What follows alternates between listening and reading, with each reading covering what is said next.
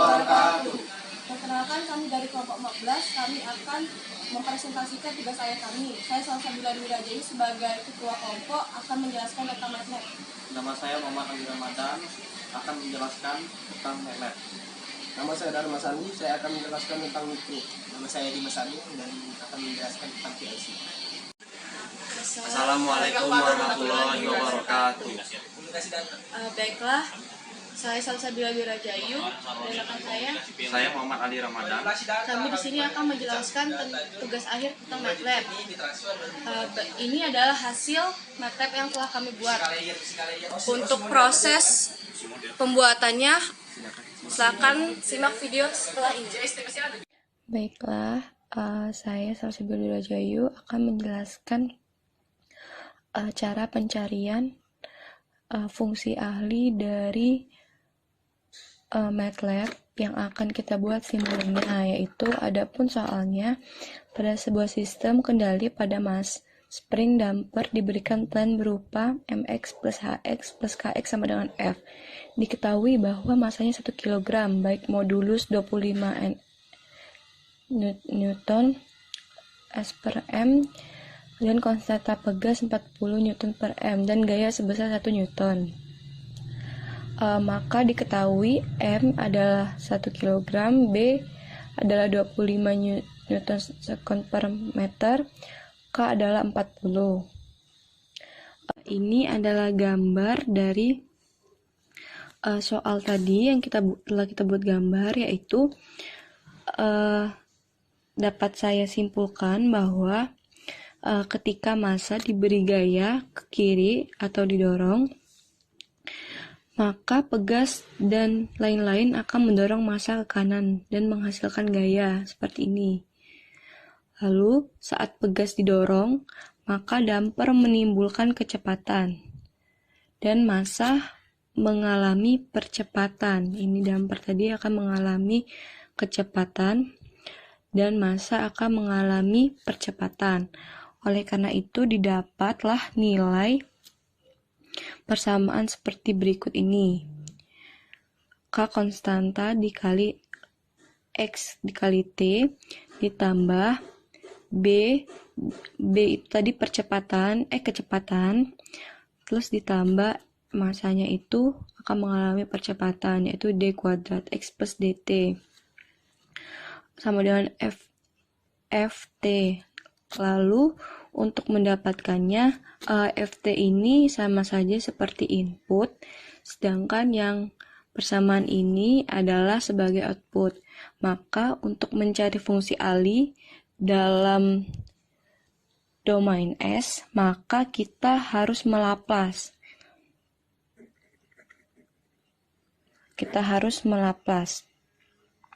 Cara melaplas adalah kita harus melapaskan kiri dan kanan. Lalu kemudian setelah dilaplas terjadilah perubahan antara domain T, XT ini berubah menjadi domain XS. Lalu K dikali XS plus BS dikali XS plus MS kuadrat dikali XS sama dengan F kali S. Kemudian setelah itu untuk mencari fungsi alihnya kita harus memisahkan dengan cara output dibagi dengan input. Nah, setelah saya gambarkan bisa dilihat bahwa Fs ini merupakan input, Xs adalah output. Oleh karena itu, untuk mendapatkan fungsi alihnya kita harus membagi input dibagi dengan output. Pindahkan Fx ke bawah Xs, kemudian persamaan ini dipindahkan ke bawah, lalu dapatlah persamaan ini. Kemudian untuk mencarinya kita masukkan nilai yang sudah diketahui tadi, yaitu M adalah 1 atau tidak usah ditulis, ditambah B-nya itu adalah 25S, ditambah K-nya itu adalah 40. Oleh karena itu kita dapatkan persamaan ini. Dan seperti ini diagramnya. Setelah itu akan dilanjutkan dengan MATLAB yang disimulingkan, dilanjutkan oleh rekan saya Aldi. Baiklah, di sini saya akan melanjutkan bagaimana cara membuat rangkaian simuling. Nah, jadi rangkaian simuling ini bisa kita buat untuk mendapatkan grafik sesuai keinginan. Nah, jadi sebelum kita membuat rangkaian simuling ini, kita harus mengetahui terlebih dahulu nilai masing-masing pengendali, yaitu kontrol proporsional, nilai KP, kontrol integral nilai KI, dan kontrol derivatif, kontrol D.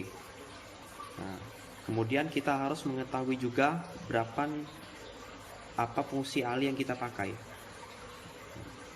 Nah, jadi di sini kami mendapatkan soal MATLAB yang nomor 2, di mana nilai KP-nya sudah diketahui 150, KI sama dengan 0,8, dan nilai KD sama dengan 0,1. Dan sudah dijelaskan sebelumnya bahwa didapat fungsi ALI-nya yaitu 1 per S kuadrat plus 25S plus 40.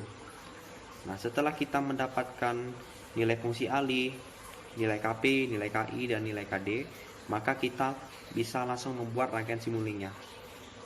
Baiklah, kita sudah masuk ke software MATLAB-nya. Nah, untuk membuat rangkaian simuling, klik pada menu Simuling Library. Klik pada menu Commonly Used Block. Lalu kita cari cap gain-nya. Nah, untuk menempatkan komponen-komponen ini kita memerlukan sebuah tempat yang bisa diklik new model ini. Model. Nah, kemudian masukkan gain untuk menempatkan nilai KP, KI, dan KD-nya.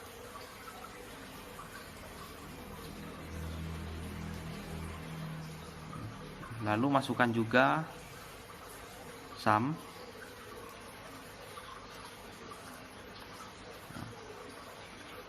Kemudian scope untuk melihat hasil grafik yang kita dapat.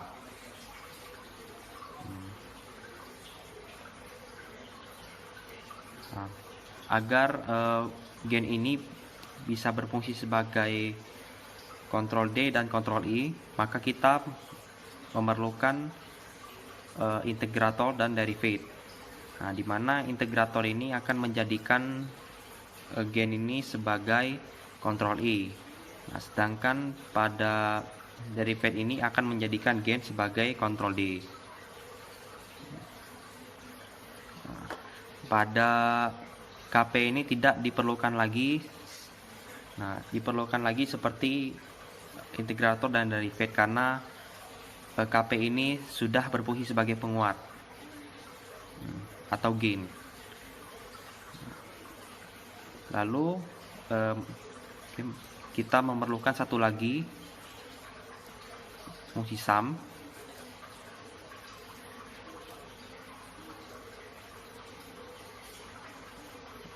Lalu masuk ke menu continuous, masukkan fungsi ALI juga.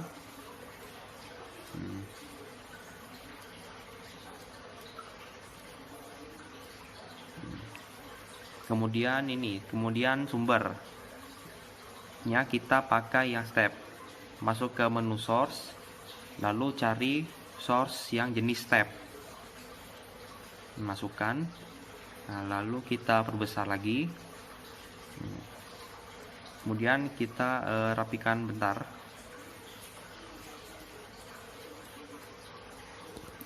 Baiklah, sudah dirapikan.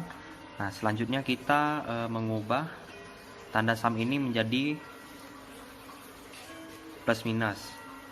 Nah, karena kita hanya memerlukan dua buah tanda, maka harus menggunakan tanda garis lurus seperti ini. Oke, masuk ganti dengan nilai minus, lalu kita klik OK.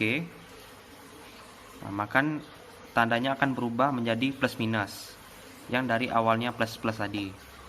Nah, kemudian kita ubah yang ini kan plus plus, nah kita ubah menjadi plus semua. Nah, caranya, nah ini yang garis lurus ini kita hilangkan, lalu kita ketik plus. Nah, kita klik OK. Nah, maka grafiknya akan menjadi plus plus serta menjadi 3 anak panah. Nah, jadi kita sambungkan satu persatu dari step ke sini, dari minus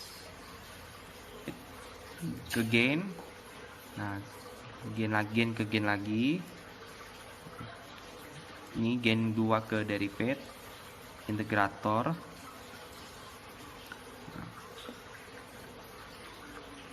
Lalu dari sini ke sini.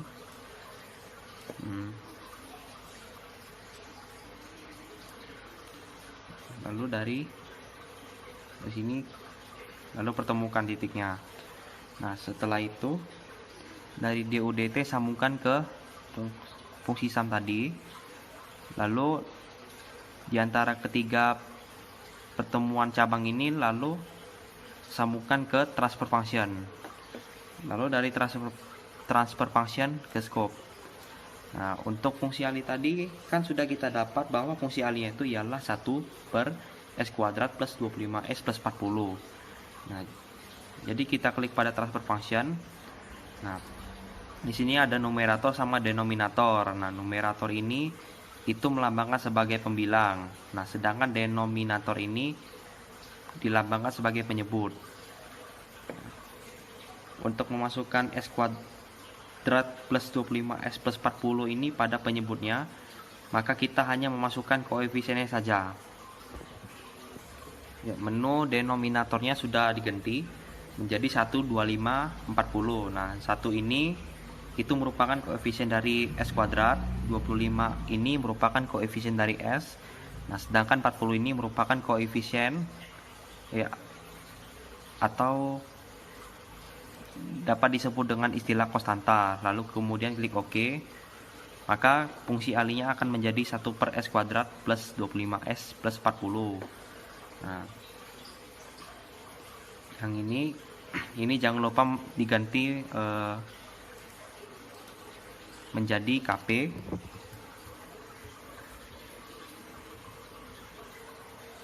Nah, lalu yang gain ini kita ganti menjadi KI. Baiklah, sudah diganti menjadi KI. Nah, kemudian gain 2 ini diganti menjadi KD.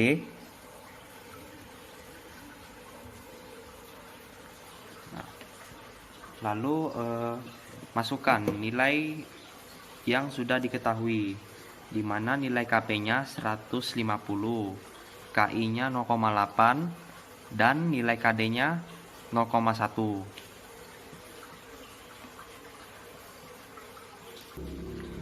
Baiklah, untuk nilai KP dan KI-nya sudah saya ganti menjadi KP 150, KI 0,8 dan KD 0,1.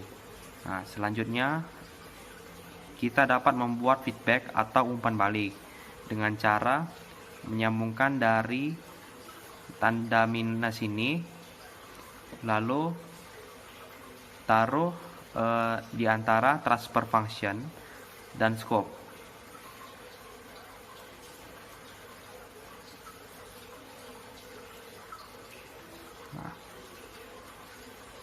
Nah, kira-kira di tengah sini. Lalu untuk melihat hasil grafik dari rangkaian Simulink ini, maka kita harus mengklik pada tombol run terlebih dahulu. Nah, maka selanjutnya otomatis akan dikompile dulu. Nah, setelah dikompile, maka klik pada scope-nya, klik 2 kali, maka akan terlihat grafik seperti ini. Pada grafik ini sudah terlihat jelas bahwa grafik akan semakin stabil, di mana kondisi kestabilan itu dapat dicapai apabila suatu grafik itu mendekati nilai 1. Nah, akibatnya nilai error akan semakin berkurang. Nah, apabila grafik ini sudah menyentuh nilai 1, maka secara otomatis nilai error steady state akan tereliminasi. Nah, dapat dilihat juga pada grafik ini bahwa pada saat detik 1, grafik ini mulai langsung menuju ke keadaan kestabilan. Nah, sampailah ke titik yang di sini, di mana pada saat 3 detik, maka grafik ini sudah akan mendekati nilai 1. Nah, mulai dari titik di sini, di mana waktunya 3 sekon sampai seterusnya, maka grafik ini akan terus mendekati nilai 1. Nah, sehingga kondisi kestabilan akan tercapai. Lalu saya akan menjelaskan bagaimana karakteristik masing-masing pengendali, baik KP, KI, dan KD. Nah, pada pengendali KP ini akan membuat grafik langsung menaik menuju kestabilan. Nah, sehingga rise time dapat diminimalisir. Nah, pengaturan pada nilai KP ini harus tepat. Kalau dia terlalu besar, maka grafiknya awal mulanya akan overshoot. Nah, kemudian grafik akan menjadi tidak stabil. Palingan kalau misalnya grafiknya akan mendekati kestabilan, maka waktu yang diperlukan untuk mencapai kestabilan akan menjadi lama. Nah, kalau nilai KP-nya terlalu kecil, maka responnya akan menjadi lama, sehingga rise time-nya akan menjadi bertambah. Nah, selain itu juga nilai KP ini akan memperkecil nilai error, tidak mengurangi, hanya meminimalisir atau mengurangi nilai error saja. Nah, agar grafik ini bisa menyentuh 1, maka kita perlukan nilai KI. Nah, nilai KI ini akan membuat grafik ini dapat mencapai nilai 1. Nah, ketika grafik ini dapat mencapai nilai 1, maka nilai error dapat tereliminasi atau dihilangkan. Nah, selain itu juga nilai KI ini akan mengurangi overshoot pada grafik ini. Nah, di mana overshoot itu adalah suatu grafik yang melebihi amplitudo nilai 1. Jadi kalau misalnya grafik ini melewati nilai 1, misalnya gini, nah maka itu ialah overshoot. Nah, selain itu juga untuk mengurangi overshoot dapat juga digunakan nilai KD. Di mana nilai KD ini juga dapat mengurangi nilai overshoot.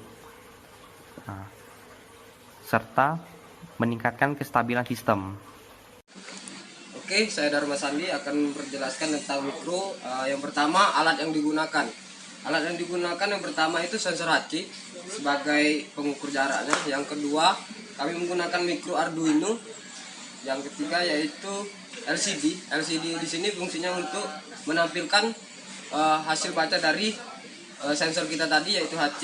Yang keempat yaitu kita menggunakan kabel jumper. Nah, di sini kami langsung mensimulasikannya menggunakan software Proteus. Baiklah, saya Dharma Sandi dari kelompok 14 akan menjelaskan tentang tugas microcontroller, kami mendapatkan sensor HC atau sensor jarak. Di sini kami menggunakan softwarenya Proteus untuk mensimulasikan si sensor HC ini. Nah, jadi di Proteus ini kami menggunakan 4 komponen. Yang pertama itu adalah Arduino sebagai board atau otaknya, yang di mana di sini nanti akan dimasukkan sebuah codingan dari Arduino. Yang kedua yaitu kami menggunakan sensor HC-SRF04 sebagai pensimulasi sensor jaraknya di sini. Sudah itu kemudian di sini kami menggunakan LCD yang berfungsi sebagai untuk menampilkan hasil baca dari si sensor ini. Nah, kemudian ada satu LED yang kami gunakan sebagai indikator dari si sensor HC. Nah, ini program pada Arduino yang akan kita masukkan ke dalam microcontroller tadi. Nah, di sini ada pertama itu perkenalan pin-pin yang akan kita gunakan. Yang kedua, ini adalah point loop-nya, di mana otak dari program tersebut. Nah, kalau sudah benar, nanti kita compile untuk mengambil file hack yang bakal kita upload ke si micro tadi. Jadi kita tunggu sampai selesai dulu. Nah, ini sudah selesai, kemudian kita ambil file hacknya. Ini dia, kita ambil, kita copy. Oke, kita copy. Nah, kemudian kita masukkan ke si micro tadi. Oke, baiklah, file hacks yang kita ambil dari programming tadi akan kita masukkan ke si mikronya. Kita masukkan ke sini, kita ganti. Oke, sudah. Oke, nah sudah diupload, barulah bisa kita simulasikan. Bismillah. Nah, berhasil. Pertama, si LCD akan menampilkan tugas PDSK kelompok 14. Nah, ini untuk yang baris kedua ini adalah jarak yang terbaca dari si HC. Jadi HC ini bakal baca jaraknya berapa, akan ditampilkan di LCD tersebut.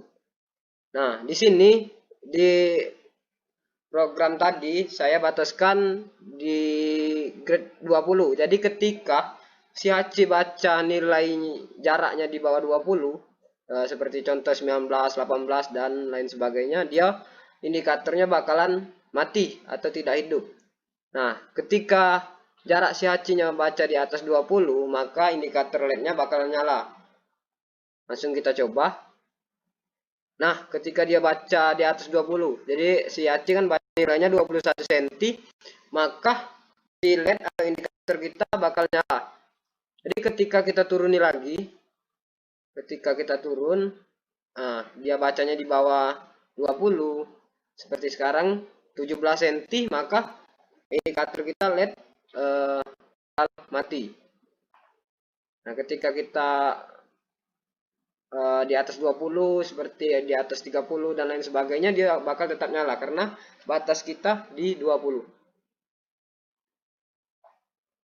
Oke, demikian penjelasan mikro dari kelompok 14. Terima kasih. Assalamualaikum warahmatullahi wabarakatuh. Saya Dimas Agung dari kelompok 14 akan menjelaskan tentang PLC. Jadi kami di sini mendapatkan soal tentang bel quiz menggunakan 3 lampu dengan syarat apabila bel 1 menyala maka bel 2 dan bel 3 tidak boleh menyala. Nah, itulah seterusnya. Nah, ini adalah rangkaiannya. Selanjutnya akan dilanjutkan menggunakan simulasi. Baiklah, ini adalah simulasi dari ladder diagram bel quiz yang telah kami buat. Dapat dilihat bahwa kami menggunakan 4 rung, 3 rung yang memiliki susunan yang sama dan 1 rung yang menggunakan timer. Pada rung 1 sampai rung ketiga kami memiliki NO yang disusun secara paralel dengan NO yang lain, serta NO yang disusun secara seri dengan NC 3 buah NC, dan memiliki keluaran berupa koil, 1 buah koil. Pada rung keempat, kami menggunakan 3 buah NO yang disusun secara paralel dan NO yang disusun secara seri dengan NC, serta dihubungkan ke timer yang menggunakan tipe TP dengan base waktu 2 detik dan memberikan keluaran berupa koil. Pada rung pertama, NO diberikan alamat berupa I01, NC I04, NC kedua diberikan alamat Q02 yang berupa output, dan NC ketiga diberikan alamat berupa Q03. Sedangkan NO di sini merupakan output, diberikan alamat berupa Q01. Sedangkan di sini koil diberikan alamat Q01. Dan begitu juga seterusnya pada rung kedua, NO diberi alamat I02 dan NO yang tersusun secara paralel ini diberi alamat Q02, dan yang disusun secara seri NC alamatnya I04, yang I04 ini berfungsi sebagai tombol reset, dan Q01 dan Q03 yang berupa NC. Yang sini NC ini akan menjadi pembatas. Inilah yang akan membuat apabila tombol 1 dinyalakan, maka tombol 2 dan tombol 3 tidak dapat menyalakan koil yang ada di sini.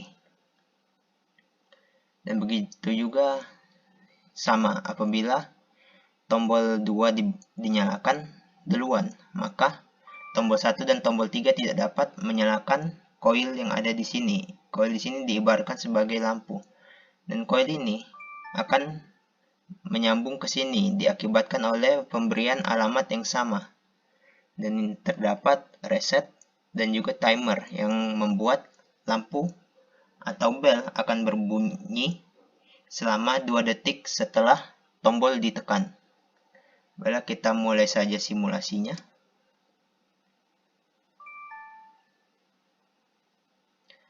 Dapat dilihat NC di sini hidup karena NC akan menyala apabila diberikan diberikan logic berupa 0. Kita mulai simulasinya. Syarat dari ladder diagram ini adalah Bellquist menggunakan 3 buah lampu. Apabila bel yang pertama ditekan duluan, maka bel 2 dan bel 3 tidak akan dapat menyalakan lampu yang berupa koil di sini. Begitu juga apabila bel 2 yang dinyalakan duluan, maka bel 1 dan bel 3 tidak dapat menyalakan belnya. Sama juga halnya dengan apabila tombol 3 dinyalakan, maka tombol 1 dan tombol 2 tidak dapat menyalakan koil yang ada di sini. Nah, kita mulai simulasinya. Apabila saya menyalakan tombol 1, maka dapat dilihat Q01 akan menyala, yang mengakibatkan Q01 yang disusun paralel dengan I01 akan menyala walaupun dimatikan I01-nya. Yang dikarenakan pemberian alamat yang sama pada koil di rung pertama, maka NO pada rung keempat akan menyala dikarenakan pemberian alamat yang sama, yaitu Q01 akan melewati timer dan koil akan menyala selama 2 detik. Kita reset kembali untuk mendapatkan rangkaian semula. Apabila dinyalakan tombol kedua dinyalakan, maka akan menyala. Q02 akan menyala dan membuat Q00 di sini diibaratkan sebagai bel, dan Q02 berupa lampu yang akan menyala apabila I02 diberikan logic 1. Dapat kita lihat apabila I01 diberikan logic 1, maka Q02 akan mati dikarenakan pemberian alamat yang sama dengan koil yang terdapat pada rung 2 yang mengakibatkan apabila sebuah NC diberikan logic 1, maka NC tersebut akan mati. Begitu juga pada rung ketiga. Dan kita nyalakan pada yang rung I03 dinyalakan, maka tidak akan memberikan efek apapun dikarenakan Q02 nya mati. Kemudian kita reset kembali dan kita akan menyalakan lampu pada rung ketiga, yaitu I03 diberikan logic 1, maka Q00 akan menyala selama 2 detik dan Q03 akan menyala. Dan sedangkan Q03 pada rung 1 dan rung 2 akan mati diakibatkan logiknya bernilai 1.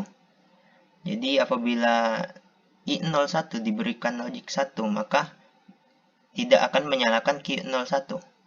Begitu juga pada Q02.